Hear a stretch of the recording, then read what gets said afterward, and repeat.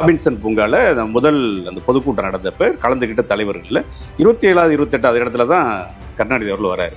ஆனால் அண்ணா இருந்தப்ப கலைஞர் முதலமைச்சர் ஆகிறார். நெடுஞ்செழியன் இவங்களாம் தாண்டி எப்படி அவரால் இவ்வளோ பெரிய ஒரு இடத்துக்கு வர முடிஞ்சது?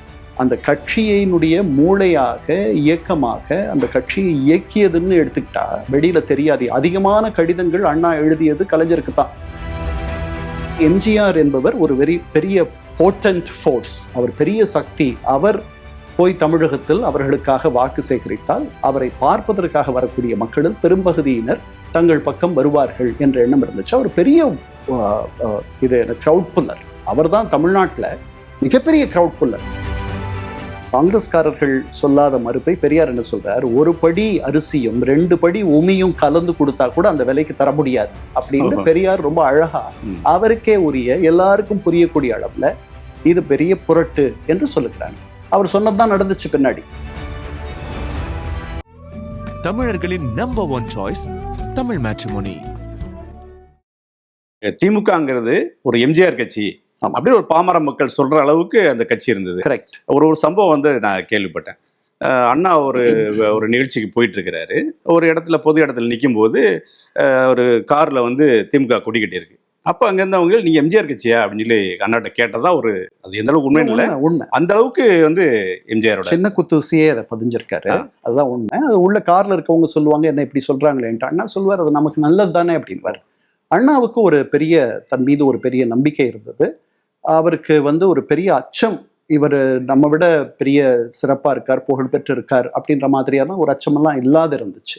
அதனால் அவர்கள் 2 பேரும் சேர்ந்து பயணிக்க முடிந்தது. அண்ணாவுக்கு உரிய மரியாதையை எம்ஜிஆரும் இறுதி வரை தந்தார். போன பிறகு அதை அவர் கொடியிலேயே போட்டுட்டார். அதுக்கப்புறம் எங்கேயும் அவருடைய பேச்சுக்களை முடிக்கும் போது அண்ணா நாமம் வாழ்கன்னு சொல்லித்தான் முடிக்கிற ஒரு புது பழக்கத்தையும் அவர் கொண்டு வந்தார். அதனால இதுல முக்கியமானது என்னன்னா திரைத்துறைன்னு நம்ம சொன்னோம். இப்போ எம்ஜிஆர் அவங்க ஒரு தேர்தல் மாநாடு நடத்துறாங்க திமுகவினர். 66 டிசம்பர் 29 தொடங்கி 4 நாள் மாநாடு விருகம்பாக்கத்துல நடக்குது. அந்த விருகம்பாக்கம் மாநாட்டிற்கு வரக்கூடிய மக்கள் ஒரு இடத்தை கடக்கிறதுக்கு 6.5 மணி நேரம் ஆகுது. அந்த ஊர்வலம் அவ்வளவு பெரிய ஒரு மகத்தான ஊர்வலம். 7 கட்சி கூட்டணி, வானவில் கூட்டணி ஒன்றை அமைத்திருக்கிறார் அண்ணா. அதுல எம்ஜிஆர் பேசுறார். 67 தேர்தல் பல முதல் முறைகளுக்கு வித்திட்டது. முதல் முறையாக எம்ஜிஆர் ஒரு தேர்தலில் போட்டியிடும் தேர்தல் அது. பரங்கிமலை தொகுதியில் அவரை நிற்க வைக்கிறார்கள். அங்கதான் கலைஞர் கருணாநிதியை 11 லட்சம் சைதாப்பேட்டை அப்படின்னு அறிவிக்கிறார் அண்ணா. ஏன்னா 11 லட்சம் ரூபாய் அவர் வசூல் பண்ணி தந்திருக்கார் பொருளாளரா. 10 லட்சம் தான் இலக்கு, 1 லட்சம் கூடுதலாவே வசூல் பண்ணி கொடுத்துறார்.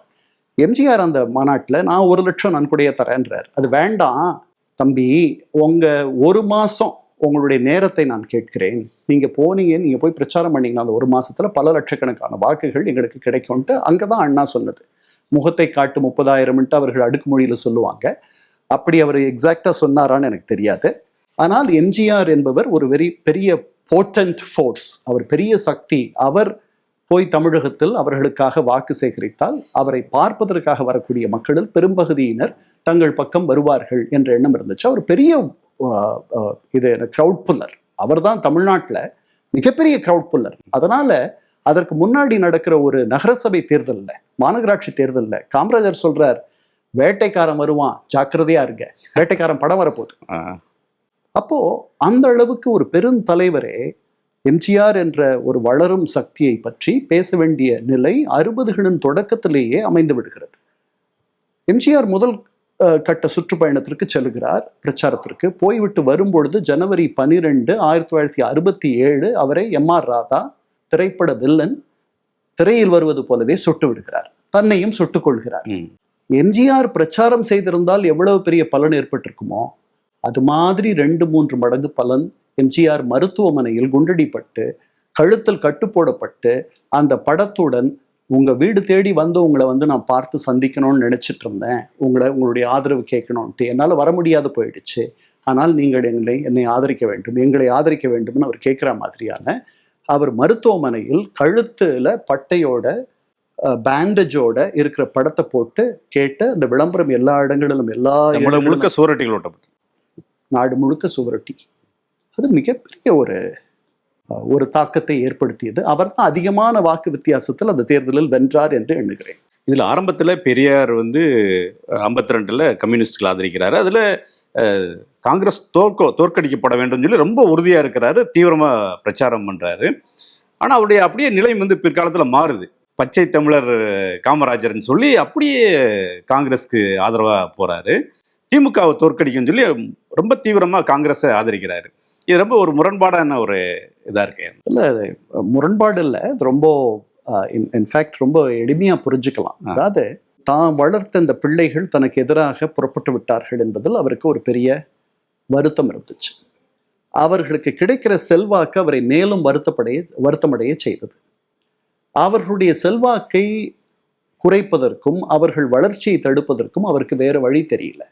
அவர் சொல்றார், காமராஜர் வந்து ஒரு முதன்முறையாக ஒரு அடித்தட்டிலிருந்து வரக்கூடிய ஒரு கீழ்நிலை இடைநிலை சாதியில் இருக்கக்கூடிய ஒரு கீழே இருக்கக்கூடிய ஒரு வகுப்பில் இருந்து அவர் வருகிறார். முதல் தமிழர் நமக்கு முதல்வராக வந்திருக்கிறார் என்றார். முதல்ல அவர் பின்னாடி தன்னுடைய மெதுவாக அவர் கல்வியில பெரிய கல்வி கண் தந்த காமராஜர், அவர் தன்னுடைய அஜெண்டா, தன்னுடைய நிரல், தன்னுடைய இலக்கை அவர் செயல்படுத்துகிற ஒருத்தராக இருக்கிறதெல்லாம் பார்க்கும்பொழுது இவருக்கு மகிழ்ச்சி இருக்கு. அதனால காங்கிரஸை ஒழிக்கிறேன், காங்கிரஸை ஒழிப்பது தான் என்னுடைய வேலைன்னு 1925 சொல்லிட்டு வெளியே வரவர், காங்கிரஸ் எனக்கு எதிரி தான், காமராஜர் எனக்கு நண்பர் அப்படின்னு சொல்லிடுறாரு. காமராஜருக்கும் அவருக்கும் கிட்டத்தட்ட 25 வருஷம் வயசு வித்தியாசம். 25 வயது இளையவர் காமராஜர். ஸோ ஏறக்குறைய தன்னுடைய மகன் மாதிரி அவரை பார்க்கிறார். அப்படித்தான் அண்ணாவையும் பார்த்தார். அண்ணாக்கு 35 வயசு வித்தியாசம் இருக்கும்னு நினைக்கிறேன் 2 பேருக்கும். ஆனால் மகன் கோபித்து கொண்டு போய்விட்டார். அதனால பச்சை தமிழர்னு சொல்றார். அதற்கு பிறகு 56ல் மதிய உணவு திட்டம் வருது. மூடிய பள்ளிக்கூடங்களை முதன்முறையாக திறக்கிறார். ராஜாஜி மூடின பள்ளிக்கூடங்களை திறக்கிறார் காமராஜர். அப்போ இடைநிலை சாதியில் இருப்பவர்கள், தாழ்த்தப்பட்டவர்கள், இவர்களுக்கெல்லாம் கல்வி கொடுப்பதில் இவர் முன்னணியில் இருக்கிறார் என்பது ஒரு கொள்கை ரீதியாக ஒரு அவர் ஆதரவு தருவதற்கு ஏதுவா அமைஞ்சது. ராஜாஜி குலக்கல்வி திட்டம் கொண்டு வந்தார். அது கடுமையாக வந்து எதிர்க்கப்பட்டது. காமராஜர் முதலமைச்சர் வந்து முதல் வேலையை வந்து குலக்கல்வி திட்டத்தை வந்து ரத்து பண்றாரு. அதை ரொம்ப பாராட்டுறாரு பெரியார். அதுவும் ஒரு காரணம் அப்படின்னு சொல்லணும். ஆமா, உங்களுக்கு அந்த குலக்கல்வி திட்டம் என்பது சட்டமன்றத்திலேயே அதற்கு பாதி ஆதரவும் பாதி எதிர்ப்பும் இருக்கு. அது ரொம்ப சொற்ப வாக்கு வித்தியாசத்துல தான் தோற்கடிக்கப்படுது எனக்கு தெரிஞ்சு. அந்த திட்டத்தை முன்மொழிந்து அதை செயல்படுத்தணும்னு நினைச்ச சி சுப்பிரமணியமே ராஜாஜி அந்த திட்டம் தோற்கடிக்கப்பட்டவுடன் இறங்கின பிறகு ராஜாஜியினுடைய ஆதரவாளரான சி சுப்பிரமணியம் ராஜாஜி தன்னுடைய ஆள் என்று நினைக்கிற சி சுப்பிரமணியத்தை அடுத்து தனக்கு பிறகு முதல்வராக வருவதற்காக நிறுத்துகிறார். அந்த தேர்தலில் சி சுப்பிரமணியம் யாரை எதிர்க்கிறார்னா காமராஜரை எதிர்க்கிறார். காமராஜர் அப்போது தமிழ்நாடு காங்கிரஸினுடைய தலைவராக இருக்கிறார், எனக்கு நினைவு சரியா இருக்குமானால். அவருக்கு இந்த பொறுப்புக்கு வரணுன்ற எண்ணமெல்லாம் அப்போதைக்கு இல்லை. ஆனால் வேற வழி இல்லைன்றதுனால அவர் வரார். ஏன்னா அதற்கு முன்னாடி அவர் குமாரசாமி ராஜா அவர் நியமித்த முதல்வர். அதற்கு முன்பு வந்த ஓமந்தூர் ராமசாமி ரெட்டியார் அவர் நியமித்த முதல்வர். ஓமந்தூர் ராமசாமி ரெட்டியார் தன்னுடைய கையை விட்டு விலகி போறாருன்னு நினைச்ச உடனே அவருடைய டேர்மை முடிச்சு அவரை ரமணாசிரமத்துக்கு அனுப்பிச்சிடுறார் காமராஜர். காமராஜர் மிக தேர்ந்த அரசியல்வாதி, அவரை நம்ம குறைச்செல்லாம் மதிப்பிடக்கூடாது. குமாரசாமி ராஜா அவர் வைத்த சொல்லை, அவருக்கு சொல்ற சொல்லை அப்படியே கேட்டு நடப்பவர். அவர் வரார். இப்போ அந்த மாதிரி ஒரு அமைப்பெல்லாம் பண்ண முடியாத ஒரு நிலை இருக்கு. ராஜாஜியே வந்துட்டார், ராஜாஜி இப்ப விலகிட்டார். அவரை எதிர்த்து சி சுப்பிரமணியம், அவருடைய ஆதரவாளர் சி சுப்பிரமணியம் நிற்கிறார். சி சுப்பிரமணியத்துக்கு ஒரு பெரிய செல்வாக்கு இருக்கு, ராஜாஜியுடைய செல்வாக்கு, அவருடைய தனிப்பட்ட செல்வாக்கு இருந்திருக்கலாம். அதனால அவர் நிற்கிறார். அந்த தேர்தலில் பெரும்பான்மையான வாக்குகள் வாங்கி சி சுப்பிரமணியத்தை வென்று அவர் முதல்வர் பதவிக்கு வருகிறார். ஒரு 9 ஆண்டுகள் முதல்வராக அவர் நீடிக்கிறார். இதையெல்லாம் பார்க்கிறார். இப்போ சி சுப்பிரமணியத்திற்கும் காமராஜருக்கும் இடைநிலை ஜாதிகளிலேயே கீழே இருக்கிறவர் காமராஜர், ஒரு இடைநிலை ஜாதிகளில் கொஞ்சம் உயர்வில் இருக்கிற ஒரு வகுப்பில் இருந்து வரார் சி சுப்பிரமணியம் என்ற எண்ணமும் அவருக்கு உண்டு, பெரியாருக்கு. இந்த காரணங்களெல்லாம் அவர் காமராஜரை அவர் ஒரு சாமானிய ஒரு தலைவர் என்ற எண்ணத்தில் அவரை ஆதரிக்கிறார். பட் காமராஜரால் மட்டுமே தான் அண்ணாவினுடைய வளர்ச்சியையும் திமுகவினுடைய வளர்ச்சியையும் தடை செய்ய முடியும், அதை ஒரு அளவிற்கு கட்டுப்படுத்த முடியும் என்று பெரியார் எண்ணியதனால தான் தன்னுடைய முழு செல்வாக்கையும் சேர சோழ பாண்டியர்கள், இஸ்லாமியர்கள், இஸ்லாமிய மன்னர்கள், மராட்டியர்கள், தெலுங்கர்கள், பிரிட்டிஷார் சாதனை செய்யாததையெல்லாம் இவர் செய்திருக்கிறார். இவர் மாதிரி ஒரு ஆட்சி 2000 ஆண்டுகளில் தமிழகத்தில் நடந்ததில்லைன்னு சொன்னார். அதனால 1967 தேர்தலில் திமுக ஆட்சியை பிடிக்குது. அதில் நிறைய வாக்குறுதிகள் வந்து அண்ணா கொடுத்துருந்தார். அதில் முக்கியமானது வந்து இந்த ரூபாய்க்கு 3 படி அரிசி, 3 படி லட்சியம், 1 படி நிச்சயம் அப்படின்னு சொன்னார். ஆட்சி பிடிச்ச பிறகு நிறைய ஒரு முக்கியமான மசோதாக்கள் நிறைவேற்றுறாங்க. சுயமரியாதை திருமணத்தை அங்கீகரிக்கிற சட்டம் கொண்டு வராங்க. தமிழ்நாடு அப்படிங்கிற பேர் நம்ம மாநிலத்துக்கு மாற்றுறாங்க. இதையெல்லாம் நிறைய செய்கிறாங்க, சீர்திருத்த விஷயங்கள் நடக்குது. ஆனால் அந்த அரிசி வந்து அவர் சொன்ன மாதிரி கொடுக்க முடியல. ஏன் அந்த வாக்குறுதி வந்து அவங்க இயல்புக்கு மீறி அப்படி ஒரு வாக்குறுதி கொடுத்துட்டு ஜெயிக்கணும் அப்படின்ற மாதிரியான அந்த வாக்குறுதி கொடுத்தாரா? என்ன காரணம்? தேர்தல் வாக்குறுதிகளில் அது இல்லை. அது பேச்சு வழியாக மேடைகளிலிருந்து அவர்கள் அளித்த வாக்குறுதி. அது புதுதா 67 தான் சொன்னாங்கன்ட்டு இல்லை, 62 இருந்தே சொல்ல ஆரம்பிச்சிட்டாங்க. அப்போ 62 இருந்தே அதற்கு மறுப்பும் சொல்லுகிறார் பெரியார். இவங்க யாரும் காங்கிரஸ்காரர்கள் மறுப்பு சொல்லலை. காங்கிரஸ்காரர்கள் சொல்லாத மறுப்பை பெரியார் என்ன சொல்றார், 1 படி அரிசியும் 2 படி உமியும் கலந்து கொடுத்தா கூட அந்த விலைக்கு தர முடியாது அப்படின்னு பெரியார் ரொம்ப அழகா அவருக்கே உரிய எல்லாருக்கும் புரியக்கூடிய அளவுல இது பெரிய புரட்டு என்று சொல்லுகிறார். அவர் சொன்னதுதான் நடந்துச்சு பின்னாடி. இவர்கள் 67 வரும்பொழுது எல்லாரும் கேள்வி கேட்கிறாங்க, இது சாத்தியமான்ட்டு. அப்போ அண்ணா சொல்றார், எங்களுக்கு இது சாத்தியமான்னு கேட்காதீங்க, எங்களுக்கு ஒரு வாய்ப்பு தாங்க, 5 வருஷம் எங்களுக்கு ஆளுவதற்கு ஒரு வாய்ப்பு தாருங்கள், நாங்கள் இதை செய்யலைன்னா நான் எழுதி தரேன், அதுக்கப்புறம் நாங்கள் தேர்தலையே நிற்க மாட்டோம் அப்படின்லாம் சொல்றாரு. இப்போ அவர்கள் ஆட்சிக்கு வந்து விடுகிறார்கள். அதிகாரிகள் எல்லாம் இதை பண்ண முடியாதுன்னு சொல்றாங்க. முதல்ல இவர்கள் புதிதாக ஆட்சிக்கு வருபவர்கள், அதிகாரிகள் காங்கிரஸ் ஆட்சியாளர்களுக்கு பழக்கப்பட்டவர்கள், இவர்கள் மீது பெரிய ஒரு பரிவோ ஒரு அன்போ அல்லது இவர்கள் வெல்ல வேண்டும் என்ற எண்ணமோ இல்லாத பலர் அதிகாரிகளாக இருக்கிறார்கள். முதல்ல அதை புரிஞ்சுக்கணும். 2வது, இது உண்மையிலேயே சாத்தியம் இல்லை. ஏன்னா அப்ப இருந்த பட்ஜெட் வந்து 220 கோடி ரூபாய் தமிழகத்தினுடைய பட்ஜெட். வெறும் 220 கோடி ரூபாய் தமிழகத்தினுடைய பட்ஜெட் 67. அதுல இந்த திட்டத்திற்கு 5 கோடி ரூபாய் தேவைப்படும். அதனால இந்த திட்டத்தை மொத்தமா பண்ண முடியாத விட்டுடுறதா இல்ல தமிழகம் முழுக்க பண்றதுன்னா 10 கோடி தேவைப்படும். அதனால மானியம் கேட்கிறாரு அண்ணா. அவங்க என்ன சொல்றாங்க, மானியம் தர முடியாது, நீங்க வேணா வரியை கூடுதலா விதிச்சுக்குங்கன்ட்டு. அவர் வரி விதிக்க தயங்குறார். அவர் சொல்றார், நாங்க இதே கோதுமை உங்ககிட்ட இருந்து வாங்குறதா இருந்தா, கோதுமை சாப்பிடுற ஆளா இருந்தா நீங்க மானியம் தந்திருப்பீங்க, நாங்க அரிசி சாப்பிட்றோம், அதனால நீங்க மானியம் தரல, அதனால இது என்னுடைய செலவுல தான் அதை பண்ணணும்னு சொல்லிட்டு கோயம்புத்தூர்லையும் சென்னையிலையும் மட்டும் அந்த திட்டத்தை அமல்படுத்துறாங்க. ஒரு 2-3 மாசம் அந்த திட்டம் நடக்குது. அதுக்கே 5 கோடி ரூபாய் செலவாகுது. ஏன்னா அது 2 பெரிய நகரங்கள். அந்த நகரங்கள்ல நிறைய நுகர்வோர் இருக்கிறார்கள். அதை பண்றாரு. பண்ணிட்டு அதை தோற்று போகிறார்கள். அதை பண்ண முடியல. 220 கோடி ரூபாய் பட்ஜெட், 5 கோடி ரூபாய் தேவைப்படுது உங்களுக்கு. அப்ப நீங்க பார்த்தீங்கன்னா 2% தான் தேவைப்படுது ஒரு பட்ஜெட்ல. இந்த 2% நம்ம கிட்ட கிடையாது. அதனால நின்று போயிடுச்சு. இன்னைக்கு நம்முடைய பட்ஜெட் எடுத்துக்கிட்டீங்கன்னா கிட்டத்தட்ட $350 பில்லியன். நம்முடைய பட்ஜெட் ஏறக்குறைய பாகிஸ்தானை நெருங்குது, அல்லது அதை விட ஜிடிபி அதை விட அதிகமா போயிடும் அப்படின்ற அளவுல நாம இருக்கோம். அப்போ இந்த 67க்கும் இப்போதைக்கும் உள்ள வித்தியாசத்தை நீங்க பார்க்கலாம். ஸோ இதுதான் அவர்கள் வாக்குறுதிகளில் தந்த வாக்குறுதி அல்லது. இப்போ முதலமைச்சராகி ஒரு 2 ஆண்டுகள்ல வந்து திரு அண்ணா அவர்கள் இறந்து போறாரு. திரு கருணாநிதி அவர்கள் வந்து முதலமைச்சர் ஆகிறாரு. ஆனால் இதில் ஒரு விஷயம் என்ன பார்க்க வேண்டியிருக்குன்னா,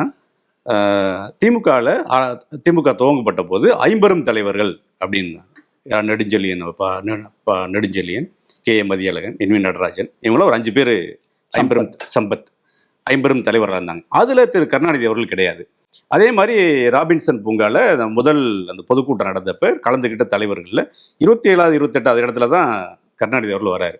ஆனால் அண்ணா இறந்தப்ப கலைஞர் வந்து முதலமைச்சர் ஆகிறார். நெடுஞ்செழியன் இவங்களை தாண்டி எப்படி அவரால் இவ்வளோ பெரிய ஒரு இடத்துக்கு வர முடிஞ்சது? நல்ல கேள்வி. முதல்ல ராபின்சன் பூங்கா கூட்டத்துக்கு போயிடலாம். அதில் 2 விதமான அறிவிப்பு வந்திருக்கு. அவர் வந்து கடைசியில் இருக்கிற அறிவிப்பும் ஒன்று இருக்கு மாலை மணியில். வேற சில பத்திரிகைகளில் அவர் இடையில அந்த 28 பேருக்கு இடையில இருக்கிற அறிவிப்பும் வந்திருக்கு. அது முதல்ல. ரெண்டாவது, கலைஞர் வந்து ஒரு அபாரமான உழைப்பாளி, அபாரமான திறமையாளர். அதை மல்டி ஃபேசட்டட். அவர் உழைச்சிக்கிட்டே தன்னை முன்னிறுத்தி கொள்வதில் அவர் வந்து எழுதி கொண்டே இருப்பது, அவர் எதிர்க்கட்சியாக இருந்தால் கூட எழுதுவது, அந்த மாதிரி வந்து ஓய்வில்லாமல் உழைத்த, பத்திரிக்கை நடத்துறது, படத்துக்கு எழுதுறது, கூட்டங்களில் பேசுவது, இப்படி அவரை மாதிரி திமுக கழகத்தில் உழைத்தவர்கள் இருக்க முடியுமான்னு எனக்கு தெரியாது, தலைவர்கள் மட்டத்தில். இப்போ இந்த 5 பெரும் தலைவர்களில் உங்களுக்கு 5 பெரும் தலைவர்கள்னு பேர் வந்தாலும் கூட அந்த 5 பேரில் 3 பேர் தான் பெரிய ஆளுமைகள். ஒன்று அண்ணா, இன்னொன்று நாவலர் நெடுஞ்செழியன். ரொம்ப அழகாக பேசுவார், எழுதுவார்னு நினைக்கிறேன். நான் அவர் பேச்சை பலமுறை கேட்டிருக்கேன், ரொம்ப அழகாக இருக்கும் அவருடைய பேச்சு. அவரும் பாரதிதாசன் பாடல்கள்லாம் அவர் சொன்னார்னா நீங்கள் மயங்கி கேட்டுட்டு இருக்கலாம், அவ்வளோ அழகாக இருக்கும். பெரிய பேச்சாளர். 3வது சொல்லன் செல்வர் சம்பத். அவரும் மிகப்பெரிய ஆளுமை. அண்ணாவுக்கு பிறகு கட்சியில் பல இடங்களில் அவருக்கென்று ஒரு ஆதரவு கூட்டம் இருந்துச்சு, நாவலருக்கு கிடையாது. அதை விட அதிகமாக போன இடங்களிலெல்லாம் அவருக்கென்று ஒரு தனி கூட்டம், ஒரு தனி அவரை பார்த்து வசீகரிக்கப்பட்ட கூட்டம் அப்படின்னா கலைஞருக்கு மட்டும்தான் கட்சியில் அண்ணாவுக்கு பிறகு இருந்துச்சு, எல்லா மாவட்டங்களிலும். 60க்கு பிறகு கட்சி 2 ஆன பிறகு, 61 வேலூர் பொதுக்குழுவுக்கு பிறகு சம்பத் கட்சியிலிருந்து விலகி போயிடுறார். அப்போ இப்போ நாவலர் நல்ல பேச்சாளர்னு சொன்னேன், அவருக்கு பெரிய ஆதரவாளர் கூட்டம் இருக்குன்னு நான் சொல்லலை. அவரை பெரிய உழைப்பாளர், சோர்வில்லாத உழைப்பவர், எழுதி கொண்டே இருப்பார், பேசிக்கொண்டே இருப்பார், ஏதாவது செய்து கொண்டே இருப்பார்னு நான் சொல்லலை. கண்ணியமானவர், நிறை குடம்னு கண்ணதாசன் சொல்றார். ஆனால் அவர் வந்து ஒரு வெரி டிக்னிஃபைட் பாலிட்டிஷியன், அவ்வளவுதான். அதனால தான் அவரை பொதுச் செயலாளராக கொண்டு வரார் அண்ணா. கொண்டு வரும்பொழுதே சம்பத் சொல்றாரு, இவரை பொதுச் செயலாளராக அழைச்சிட்டு வரீங்களே, இல்லை பெயருக்கு தான், நான் தான் பின்னாடி இருந்து இயக்க போறேன்னு சொல்றாரு. அதெல்லாம் என்னுடைய புத்தகத்தில் பதிஞ்சிருக்கேன். அப்போ உங்களுக்கு போட்டி யாரோட அப்படின்னா, அடுத்த இடத்துக்கு வர்றதுக்கு நாவலரோட போட்டி இல்லை கலைஞருக்கு, சம்பத்தோட தான் போட்டி. அந்த போட்டி 61 விலகிடுது, தானா போயிடுது. போன பிறகு உங்களுக்கு ரூட் கிளியர் ஆயிடுது. ஆன பிறகு இப்போ 60 தொடக்கத்தில் இருந்தே சம்பத் போன பிறகு சீஃப் ஆபரேஷன்ஸ் ஆஃபீஸர்னு இன்னைக்கு நம்ம சொல்லுவோம் இல்லையா, அந்த இடத்துக்கு வந்துடுறார் கலைஞர். அவர் தான் கூட்டணி பேச்சுவார்த்தைகள் நடத்துகிறார். 62 கூட்டணி பேச்சுவார்த்தைகள் முழுக்க அவர் போய் பேசி வர்றது தான். அதுக்கு ஒரு குழு இருந்தாலும் கூட அவர் தான் அதை பின்னாடி இருந்து இயக்குறார். அமைச்சரவை போடுறது, அப்புறம் அந்த அமைச்சரவையில் யாரை சேர்க்கலாம் வேண்டாம், சீபா ஆதித்தனார் தான் வந்து சபாநாயகராக போட்டுட்டாரேன்ட்டு ரொம்ப வருந்துறார், அமைச்சராகணுன்றார். எப்போ போய் அண்ணாவை தொந்தரவு பண்ணும் போதெல்லாம் கருணாநிதி கிட்ட பேசு அப்படின்னு சொல்லிடுவார் அண்ணா. அதனால ஒரு ஏறக்குறைய ஒரு 7 ஆண்டுகள் அந்த கட்சியினுடைய மூளையாக, இயக்கமாக அந்த கட்சியை இயக்கியதுன்னு எடுத்துக்கிட்டா வெளியில தெரியாது. அதிகமான கடிதங்கள் அண்ணா எழுதியது கலைஞருக்கு தான். இதையெல்லாம் வந்து அந்த அதிகார போட்டி வரும்பொழுது கலைஞர் வெளிப்படுத்துறார், எனக்கு தான் அதிகமான, நீங்க வந்து தற்காலிக முதல்வராக இருந்தீங்க, நீங்க பொதுச் செயலாளராக இருந்திருக்கீங்க, நீங்க தான் கட்சியில மிக மூத்தவர், அதெல்லாம் நான் இல்லைன்னு சொல்லலை, நான் அந்த பதவிக்கு வரணும்னு ஆசைப்படலை. பட் மற்றவர்களெல்லாம் என்ன அந்த இடத்துக்கு வரணும்னு நினைக்கிறாங்க. அதுல மிக முக்கியமான பங்கு யாருக்குன்னா 2-3 பேருக்கு இருந்துச்சு. சீபா ஆதித்தனாருக்கு ஒரு பங்கு இருந்துச்சு. அவர் கலைஞரை கொண்டு வரணும்னு நினைக்கிறார். கலைஞர் வந்த பிறகு அவர் அமைச்சராக்கிடுறார். திமுகவா இருந்தாலும் சரி, அதிமுக இருந்தாலும் சரி, இந்த இயக்கங்களும் வந்து இன்னைக்கு ஒரு எம்எல்ஏ சீட் அப்படின்னா வந்து இத்தனை கோடி அப்படின்னு மாதிரி, இது நமக்கு எந்த ஆதாரங்களும் கிடையாது. ஆனால் ஒரு பத்திரிகையாளராக இதெல்லாம் வந்து நம்ம கேள்விப்படுறோம். இந்த அளவுக்கு ஒரு மாற்றம் வந்து நிகழ்ந்திருக்கு. ஒரு சாமானியர் ஒரு ஆட்சிக்கு அதிகாரத்துக்கு வர முடியாத ஒரு இடமா அதுங்க வந்து நிற்கிது. வந்து காலத்தின் கோலம் தான், வேற என்ன சொல்ல முடியும். 62 தேர்தல்லையே பணம் வாங்கிட்டு ஓட்டு போடாதீங்கன்னு அண்ணா பேசுனதெல்லாம் இருக்கு. எம்ஜிஆர் 67 தேர்தலில் பேசினது இருக்கு. அதனால பணம் வாங்கிட்டு, அப்பெல்லாம் 5 ரூபா ஒரு வாக்குக்கு. முன்னாடியெல்லாம் நல்லவர், எளிமையானவர், எந்த தப்பும் பண்ணாதவர், அதெல்லாம் வந்து ஒரு தகுதியாக இருந்துச்சு. இப்பெல்லாம் அதெல்லாம் ஒரு தகுதி குறைவோன்ட்டு நினைக்கிற அளவுக்கு இருக்கு. என்ன பிழைக்க தெரியாத ஆளாக இருக்காரு அப்படின்ற அளவுக்கு நாமும் மாறி இருக்கிறோம். அவங்க 5 வருஷம் எம்எல்ஏவாக இருந்தாலும் சரி, எம்பியாக இருந்தாலும் சரி, ஏறக்குறைய அதே மாதிரி தான் அவர்களுடைய வாழ்க்கை இருக்குது. அவங்கள நீங்கள் எப்போ வேணாலும் போய் பார்க்கலாம். அதே மாதிரி சைக்கிளில் போவாங்க, இல்லை பைக்கில் போவாங்க, அதே எளிமையோடு இருக்காங்க. அவர்களை மக்கள் பெரிதாக வரவேற்பதில்லை. அடிப்படையில் மக்கள்கிட்ட அந்த குறை இருக்குன்னு நான் நினைக்கிறேன். அந்த மாதிரி அவர்களால் பெரிதாக எதுவும் செய்ய முடியாதுன்னு நினைக்கிறாங்களான்னு தெரியல. தமிழர்களின் number one choice Tamil matrimony.